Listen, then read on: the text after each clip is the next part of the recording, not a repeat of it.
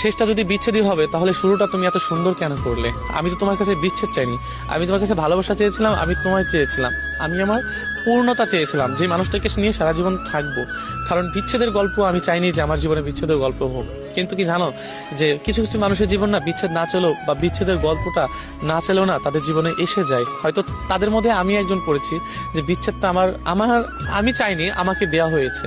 যারা পরিবারে এক্সকিউজ দেখে হারিয়ে যায় না, তাদেরকে সারা জীবনে তাদের তাদের প্রতি একটা কষ্ট থেকে যায় যে মানুষটাকে ভালোবাসলাম, মানুষটা শুরুটা এত সুন্দর করে করলো, কিন্তু লাস্টে পরিবারের একটা এক্সকিউজ দেখিয়ে, অজুহাত দেখিয়ে হারিয়ে গেল। দুনিয়াতে সবচেয়ে বড় কষ্ট কি জানো, যে একটা অজুহাত, যে আমার পরিবারকে মানাইতে পারছে না, আমার পরিবার মানছে না, বা আমি তোমাকে আর চাই না, আমাদের বিচ্ছেদ হোক, এই যে একটা অজুহাত, এই কষ্টটা না দুনিয়ার কোনো ছেলেই না সহ্য করতে পারে না, বা কোনো ভালোবাসার মানুষ এটা সহ্য করতে পারে না। কারণ চাইবেই বা কেন? যে মানুষটাকে সারা জীবন পূর্ণতায় খাতায় চেয়েছে, যে মানুষটাকে নিয়ে সারা জীবন বাঁচতেই চেয়েছে, সেই মানুষটাকে কি কখনো কেউ হারাতে চায়? কেউ চায় না। এই জন্য না আমি তোমাকে কখনোই হারাতে চাইনি। কারণ তুমি মিথ্যা ভালোবাসা দিয়েছো, মিথ্যা অভিনয় করেছো, আমি সবই বুঝতে পেরেছিলাম। কিন্তু আমি আশাই ছিলাম যে যদিও আমি আমার ভালোবাসার মানুষটাকে বোঝাইতে পারি, যদি একটু বোঝো, যদি আমার জন্য একটু ভালোবাসা তৈরি হয়, তাহলে হয়তো এই ভালোবাসার মানুষটিকে আমার হবে, যাকে দেখলে আমার শান্তি জাগে, যাকে দেখলে আমার সারাদিনের ক্লান্তি ভাব দূর হয়, সেই মানুষটাকে হয়তোবা আমি সারা জীবনের জন্য পেয়ে যাবে। এই জন্য না সারা জীবন তোমাকে বুঝিয়ে এসেছে যে আমি ভালোবাসি, কখনো আমার কাছ থেকে হেরে যেও না।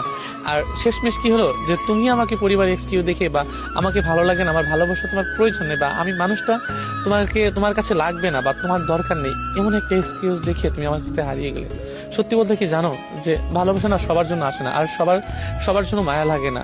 কারণ তোমার হয়তো আমার জন্য মায়া আজকে না লাগতে পারে, কিন্তু মনে রেখো, এমন একটা দিন আসবে, এমন একটা সময় আসবে, সেদিন হয়তো তোমারও কষ্ট হবে, তুমিও বুঝতে পারবে যে এই মানুষটাকে হারানো বা এই মানুষটাকে কষ্ট দেওয়া আমার একদমই ঠিক নেই। কিন্তু কি জানো, যে দিন শেষে না আমিও ঠকে গিয়েছি তোমার মিথ্যা ভালোবাসার কাছে, তোমার মিথ্যা অভিনয়ের কাছে। আমি ঠকতে চাইনি, আমি হারাতেও চাইনি। আমি চেয়েছিলাম সারা জীবন একসাথে থাকতে, তবুও পারিনি। কারণ তোমার মিথ্যা ভালোবাসাটা এতই তীব্র ছিল, বা এতটাই জঘন্য ছিল, আমি হারতে বাধ্য হয়েছি। আমি ব্যর্থ যে আমার সত্যিকারের ভালোবাসা দিয়েও তোমাকে আমি জয় করতে পারিনি। যদি আমার ভালোবাসাটা তুমি বুঝতা, তাহলে তোমার মিথ্যা ভালোবাসা তুচ্ছ হয়ে যেত।